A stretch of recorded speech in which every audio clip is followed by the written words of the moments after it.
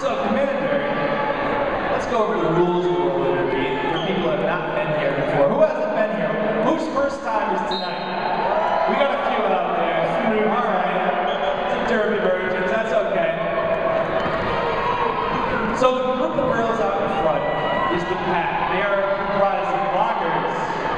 Their job is to make sure that the jammers are not able to make it through. Now, Commander, who are the jammers?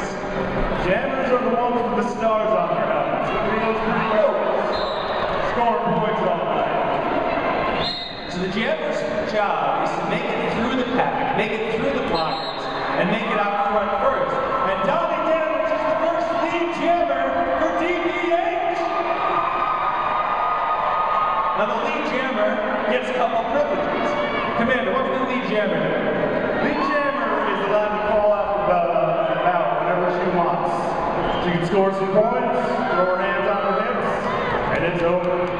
All right, so the first time the jammers make it through the pack, they score 1 point for every girl they pass. That is both jammers, regardless of whether they're lead jammer or not. The lead jammer, however, as the commander said, is the only one who can put her hands on her hips to call off the jam. You saw Dottie do that, she did it in front of the pack, put her hands on her hips, and stopped the clock. If the lead jammer does not call things off, or if there's no lead jammer, the jam goes for a full 2 minutes. Now, Commander, can you tell me why? What sort of situation you might have no lead jammer? If the jammer has a couple of minor infractions making through the pack, no lead jammer status. That's right. So the jammer needs to make it through the pack without any penalties. And that was a great hit. Wow. By number 1117, Brass Snuggles.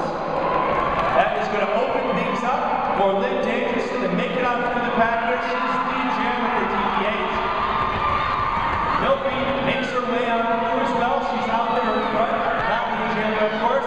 Lead jammer hits the back of the pack. She is fighting her way through. That was some great defensive play by DBH there. They open up the hole. Wide number 5, Liv Dangerous to make it through, and Liv is going to call it off at the front of the pack.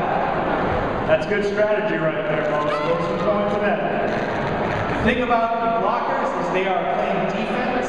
They're trying to keep the other girl from getting through, but their other job is to make sure that their own jammer can make it through. So they're both offensive and defensive players. Donnie Damage is up on the line for DBH right now. Looks like B-Side Blaze starting off with 1 minor on this jam. They are up against each other once again. These two girls have played with each other many times. You might have noticed, of course, that both teams are all 3 teams.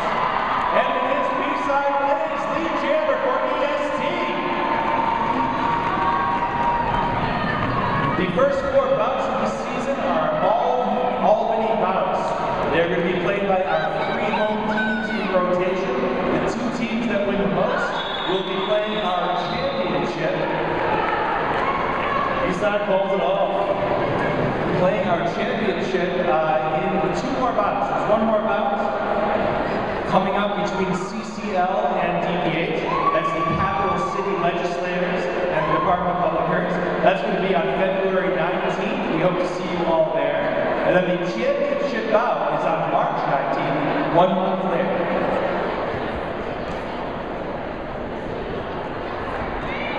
So that is Liv Dangerously up on the line once more for DBH.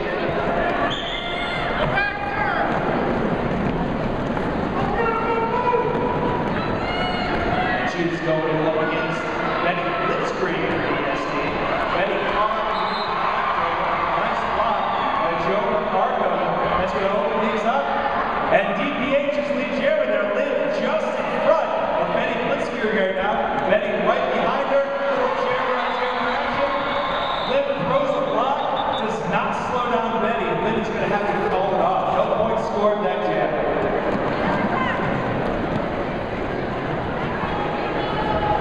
B-Side lining up for EST again. And once again, Donnie Damage is going up against her. These two are going head-to-head tonight. Both very agile, very fast skaters. B-Side one of the fastest skaters in the league.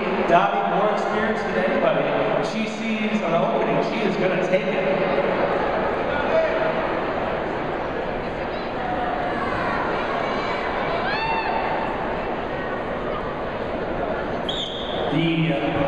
bout is played in 3 20-minute periods. So we will play for 20 minutes, have an intermission, play for 20 more, and then another intermission. During that second intermission, oh, nice block there. During that second intermission, we will be drawing our raffle prizes. Throughout the armory tonight, there are some very attractive girls selling tickets. I advise you to buy tickets from them. We have some great prizes. Donnie Damage, lead jammer for DPH. B-side, caught up in the middle. Another great block at grass levels. This is her first bout. She has proven herself to be a very capable defensive player. B-side nicks it through the back. She is not lead jammer, however. Dottie taking a hit from Hurts and Kisses, not enough to slow her down. She's going to keep fighting her way through. She runs up against a wall of gray in front there. She dodges out around the outside and calls it off. Glenthrax forced to let her die. The pack needs to be within 20 feet of one another. If the pack spreads out farther than that, the people who are farther out are unable to block.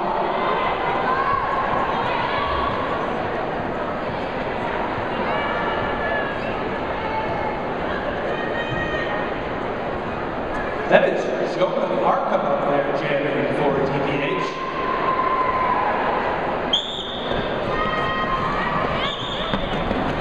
Katie Bang gets a head start.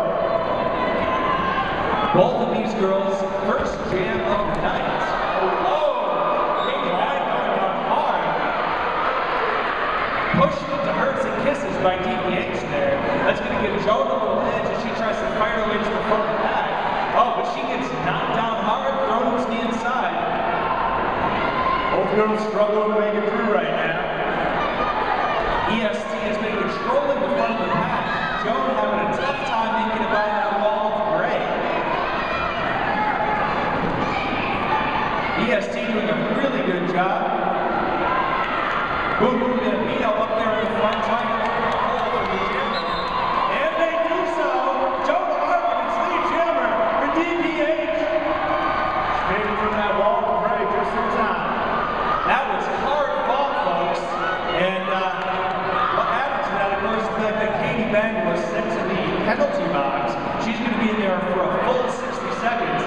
60 seconds doesn't seem like a lot of time, but let me tell you, she is in the box fuming right now because her opponent has a chance to score points unopposed.